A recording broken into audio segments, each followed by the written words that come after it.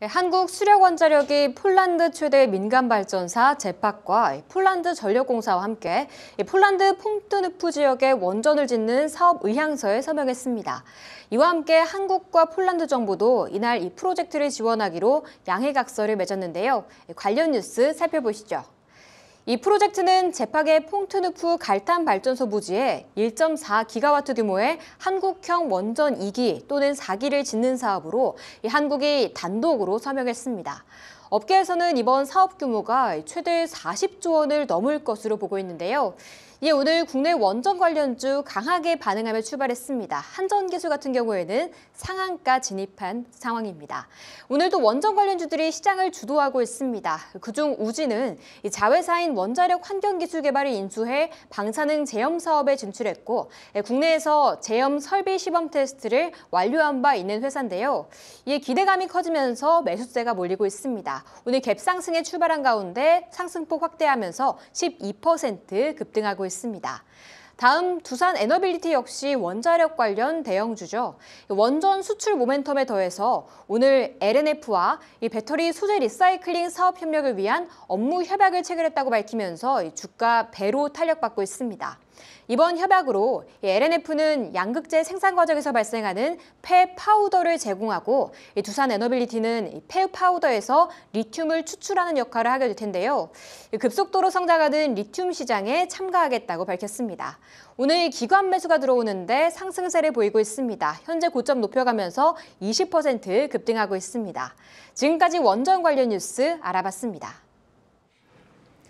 네, 원전주의 흐름을 보면 어제와 오늘 희비가 엇갈리고 있습니다. 어제 같은 경우에는 좀 하락폭을 기록을 했었는데요. 그 이유가 폴란드의 정부 발주죠. 이 사업에 대해서는 폴란드가 미국 웨스팅하우스를 선정을 했습니다. 이러한 소식이 전해지면서 어제장 원전주 조정을 받았었는데 오늘 같은 경우에는 한수원이 폴란드와 최대 민간 발전사죠. 제팍과 손을 잡았다라는 소식이 전해지면서 오늘 원전주 다시금 급등세를 좀 보여주고 있습니다.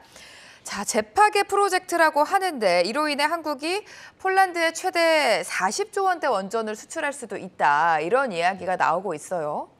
이게 지금 폴란드 정부 같은 경우에도 아무래도 투트랙으로 가고자 하는 것 같습니다. 네. 뭐 이제 그 공공 발주는 웨스팅하우스, 민간 발주 쪽, 그 이제 제팍기라는 게 이제 폴란드 페트누보 화력 발전소 부지에다가 원전을 이제 올리는 건데 그쪽 관련해 가지고는 이제 우리나라 업체들의 그 MOU를 이제 체결을 했다라는 뉴스가 있었죠. 이게 근데 이제 문제는 아마 이렇게 생각들을 하실 겁니다. 근데 웨스팅하우스에서 최근에 이제 우리나라 업체들한테 수출 제한 소송을 걸었었는데 그런 좀 송사 관련 이슈가 있어서 좀 불확실성이 더 있는 거 아닌가? 그래가지고 오늘 이제 앞서 말씀드렸던 MOU 뉴스가 나왔을 때 그러면은 당연히 사야 되는 종목이 뭐 두산 에너빌리티라든지 한전기술이 될 텐데 그걸 매수를 하고자 할 때 좀 손이 조금 안 나가셨던 분들이 계실 거예요. 근데 문제가 이 웨스팅하우스 같은 경우에가 지금 그 주인이 캐나다에 있는 브룩필드라는 사모펀드입니다. 사모펀드가 가지고 있는데 그 사모펀드가 지금 웨스팅하우스를 계속 매각을 진행을 하고 있어요. 그래서 지분을 지금 한 반 정도는 팔았고 지금 한 51% 정도 나머지 지분을 쥐고 있는데 그 지분을 매각을 할 때 그 몸값 올리기 위해서 지금 뭐 이것저것 다 해보는 중이다라고 생각을 하시면 될 것 같습니다. 이게 이 소송권 같은 경우에는 그냥 별일 없이 넘어가겠다라고 생각이 드는 이유가 뭐냐면은 이 웨스팅하우스가 문제를 건 게 APR 1400이라는 이제 원전에 대한 수출 제한 소송을 건 건데 이쪽 관련된 원전 기술을 웨스팅하우스가 가지고 있던 건 맞습니다. 근데 그걸 관련해 가지고 우리나라 회사들 같은 경우에도 웨스팅하우스에다 로열티를 줬었는데 그게 이미 2007년도 6월 달에 다 만료가 돼 버렸습니다. 그래서 그 뒤부터는 로열티를 지급하거나 할 의무는 없는 상황인데 이번에 한 번 더 그냥 웨스팅하우스 쪽에서 어떻게 보면은 국내 업체들한테 시비를 걸었다고 해야 될까요? 그렇게 좀 딴지를 걸었던 것인데 일단 시장에서는 괜찮다. 그거 뭐 송사 그대로 들어와도 충분히 우리가 이길 수 있다라고 생각을 해서 오늘 보시면은 이제 원전 관련주들이 굉장히 좀 강하게 지금 올라가고 있는 모습을 보실 수가 있습니다. 지금 원전 관련해서 계속해서 좀 긍정적인 소식이 들려오고 있습니다. 폴란드를 시작으로 해외 수주에 대한 기대감이 부각이 되면서 그동안 원전주 등락을 거듭했습니다만 이렇게 뉴스가 나오면 튀어오르잖아요, 대표님. 네. 원전주에 대한 투자 전략을 지금 이 시기에는 어떻게 가져가면 좋을까요? 네, 긍정적으로 보셔도 되고요. 가장 좀 중요한 포인트는 쉽게 좀 설명을 드리면 네. 지금 화면 하단에서 나가는 것처럼 최대 40조 원 규모라고 하지 않습니까? 그럼 한수원에서 이 발주를 하게 되면은 어떤 구조로 이렇게 형성이 되는가? 이렇게 좀 보셔야 돼요. 그래서 종목으로 말씀드리면 먼저 한전기술, 두산에너빌리티, 기타 보조기기 생산 기계 쪽으로 가게 되는데 무슨 얘기냐면은 처음에 이제 한수원이 그 원전 산업에 대해서 한수원이 만약에 발주를 하게 되면 설계를 하게 되겠죠. 그럼 한전기술이 먼저 설계를 하게 돼 있습니다. 그래서 오늘 상한가 들어갔습니다.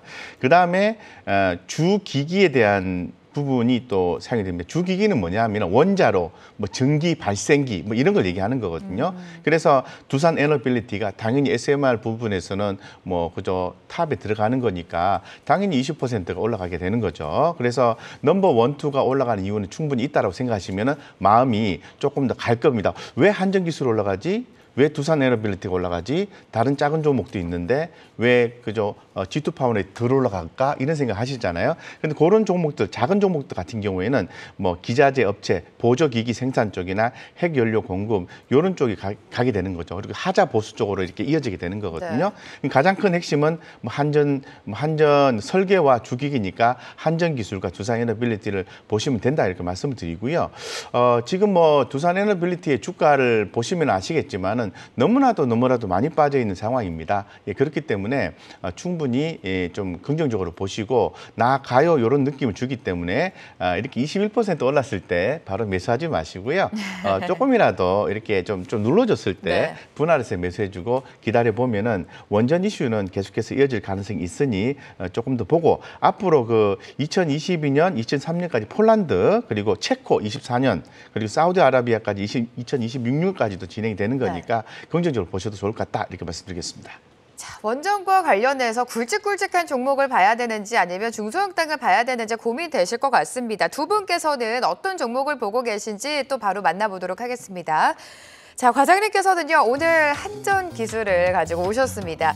사실 장 초반에 좀 보내주셨는데 계속해서 상승폭을 확대하면서 상한가에 진입을 했어요.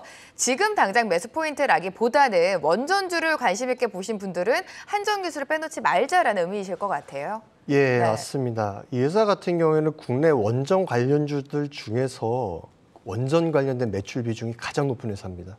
74%입니다. 매출 전체 비중에서 원전 관련된 설계라든지 이런 건 이제 AS 관련된 용역 이런 것들 관련된 비중이 74%가 나오는 회사다라고 보시면 되고 일단 원전 전반에 대한 종합 설계를 할 줄 알고요. 그리고 원자료 설계 용역 사업을 영위를 합니다. 즉 한전기술이 어떤 이제 원전에 대한 종합적인 이제 세팅 설계를 하면은 그거를 두산에너빌리티가 거기다가 이제 장비 기계를 대고 그 이제 전체적인 전반적인 건설을 현대건설이 참여를 하든지 삼성물산이 참여를 하든지 이런 식으로 이제 하게 되는데 즉 이제 한전기술 같은 경우는 어떻게 보면은 이제 건설주로 치면은 우리 최근에 이제 많이 올라간 한미글로벌 약간 그런 네. 느낌으로 생각을 하시면 될 것 같습니다. 자, 동사 같은 경우에는요. 고정비 중에서 인건비 비중이 굉장히 높습니다. 왜냐면은 설계를 주로 하는 회사니까 사람이 그냥 하는 거잖아요. 그래서 인건비 비중이 한 68%로 굉장히 높기 때문에 여기에서 매출액이 만약에 진짜 수주를 이번에 이제 딱 받아와가지고 그게 찍히게 되면은 매출액이 조금만 튀어도 그 레버리지 효과가 굉장히 큽니다. 고정비 중에 인건비이기 때문에 인건비는 그냥 고정이 픽스가 되어 있잖아요. 그래가지고 매출액이 조금만 튀어도 그게 영업이익으로 굉장히 큰 레버리지를 구사할 수 있는 그런 구조에 있다라고 보시면 됩니다.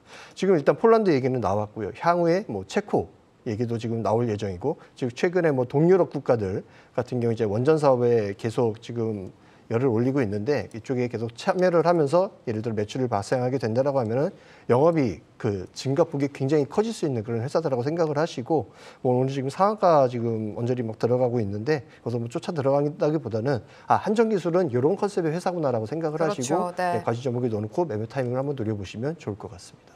원전의 뉴스가 나오면 항상 급등에 나왔던 한전기술입니다. 어떤 기업인지 조금 더 자세하게 투자 포인트 잡아주셨고요. 대표님의 종목도 만나보도록 하겠습니다.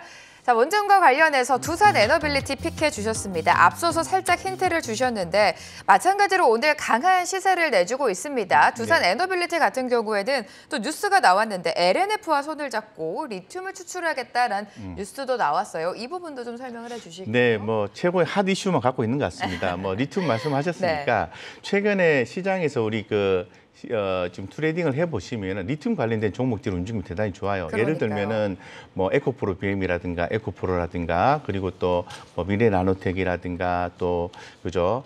하여튼 리튬 관련된 종목들 움직임이 상당히 좋은데 이 두산 에너빌리티가 이런 리튬 관련해서 또 이슈를 또 가지고 있으니 또 양날개를 또 단 것 같다라는 말씀드리고 또 원전 이슈가 더 강하게 또 작용하게 되는 거죠. 그래서 아까도 말씀을 드렸습니다마는 한수원이 수주를 하게 되면은 주기기 부분에서 아주 독보적인 존재인 두산 에너빌리티가 부각이 될 수밖에 없는 상황이고 지금 그 두산 에너빌리티 같은 경우에는 중간 지주라서요. 두산 그룹 내에서 그래서 지분가치 반영이라는 측면도 있습니다. 예를 들어서 두산 바켓의 지분을 51%, 두산 퓨얼셀의 지분을 30%를 가지고 있거든요. 매출 기준으로 봤을 때는 두산 에너빌리티가 오히려 45%, 두산 바켓이 52% 이런 식으로 구조를 하고 있기 때문에 상당히 뭐 지분 가치 반영이라든가 또 이렇게 전반적인 또 사업적인 부분이라든가 이런 부분들이 반영이 충분히 좀 될 수 있는 여지가 있고요. 긍정적으로 또 저평가돼 있고 이런 측면에서 봤을 때는 원전 대장주로서 손색이 없다 이렇게 좀 말씀드리겠습니다.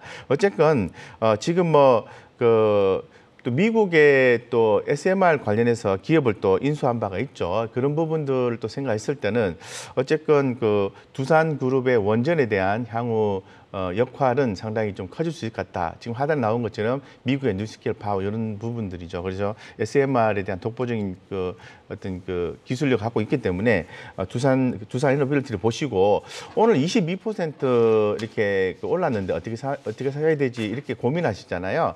일단은 이렇게 보시죠. 15,000원 기준 잡으시고요. 15,000원 밑으로만 안 빠지면 추세 유지가 되는 거니까 15,000원 위에서 상황을 보시고 한번 매수를 하시고 만약에 매수를 하셨는데 15,000원 밑으로 빠지게 되면은 이런 종목들은 중장기를 끌고 가시는 거예요. 원래는요. 그래서 시간차를 두고 추가로 더 사주는 전략을 취한다면 두산 에너빌리티 아주 좋은 종목에서 좋은 성과를 낼 가능성이 높다 이렇게 말씀드리겠습니다.